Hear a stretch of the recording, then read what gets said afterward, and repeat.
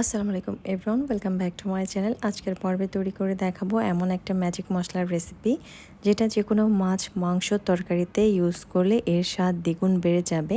তো চলুন শুরু করা যাক। এই মশলাটা আমি কিভাবে তৈরি করছি দেখে নিন। প্রথমে একটা বড় প্লেট নিয়েছি আর এর ভেতর নিয়েছি প্রায় 1 মুঠের মতো শুকনা মরিচ, এরপর নিয়েছি 15-20টার মতো তেজপাতা, এরপর এখানে নিয়েছি প্রায় 1 টেবিল চামচের মতো জয়ত্রী। তো এই মশলাগুলো সবই পরিমাণ মতো নিয়ে নিতে হবে। তো অন্যান্য যে মশলা ব্যবহার করব তার থেকে কম পরিমাণের জয়ফল আর জয়ত্রী নিতে হবে।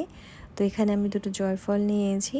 তো জয়ফল আর জয়ত্রীর ফ্লেভারটা অনেক বেশি স্ট্রং, তাই কম করে দিয়ে নেবেন।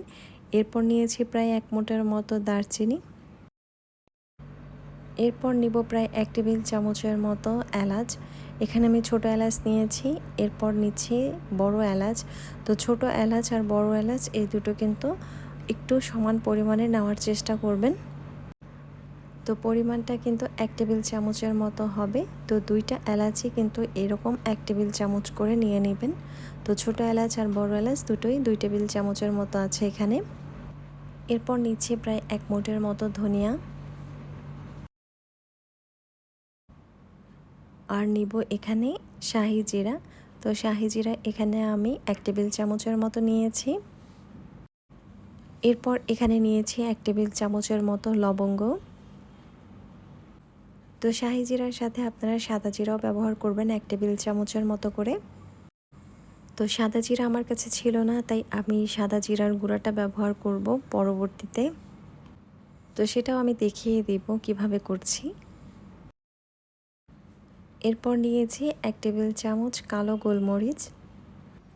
কালো গোলমরিচের সাথে চাইলে আপনারা এখানে সাদা গোলমরিচও ব্যবহার করতে পারেন বা কাবাব চিনিও নিতে পারেন 1 টেবিল চামচের মতো করে যদি হাতের কাছে থাকে।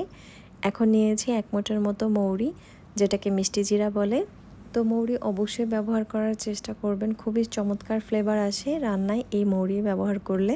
তো সব ধরনের মশলা আমি এভাবে নিয়ে নিয়েছি একটা প্লেটে সাজিয়ে। এখন এটাকে একটা সাইডে রেখে দিচ্ছি।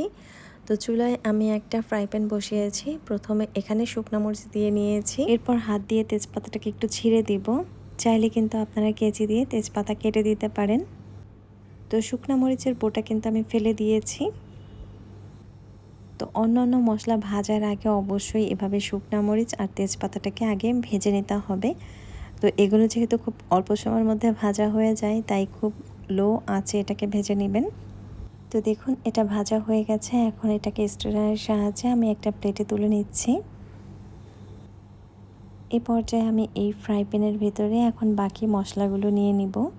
তো লো আঁচে এই প্রত্যেকটা মশলা ভেজে নিতে হবে। তো একসাথে এখন সবগুলো মশলাই দিয়ে নিচ্ছি।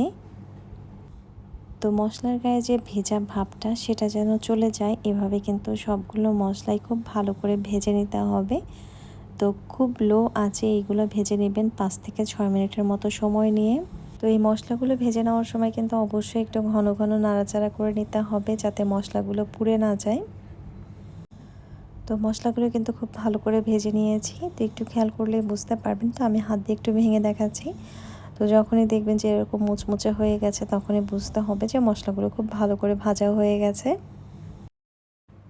তো মশলা খুব ভালো করে ভাজা হয়ে গেছে। এখন চুলা থেকে নামিয়ে এটাকে ভালো করে ঠান্ডা করে নিব। আর এদিকে তেজপাতা আর শুকনো মরিচটাও কিন্তু খুব ভালো করে ভাজা হয়ে গেছে, খুব সুন্দরভাবে ভাজা হয়েছে, অনেক বেশি মচমচে হয়েছে। এখন এগুলোকে আমি গ্রাইন্ডারের জারে নিয়ে নিচ্ছি। আপনারা চাইলে কিন্তু শিলপাটাতেও বেটে নিতে পারেন, খুব সুন্দর করে মিহি করে কিন্তু এটা বেটে নিতে পারবেন। যেহেতু সবগুলো মশলাই অনেক বেশি মুচমুচে হয়েছে, তো এই গ্রাইন্ডারের জারে আমি সবগুলো মশলা একসাথে নিয়ে এটাকে ভালো করে গ্রাইন্ড করে নিব। তো ভেজে নেওয়ার সময় আমি এভাবে কিন্তু জয়ফলটাকে একটু থেতো করে নিয়েছি, থেতো করে ভেজে নিয়েছি। এতে করে কিন্তু খুব চমৎকার একটা ফ্লেভার আসে ভাজার সময়।